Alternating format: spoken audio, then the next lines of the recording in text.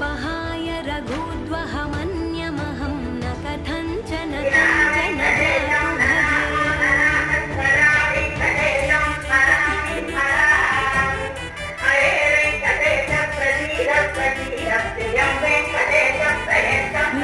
वेङ्कटेशं ननाथो ननाथः सदा वेङ्कटेशं स्मरामि स्मरामि।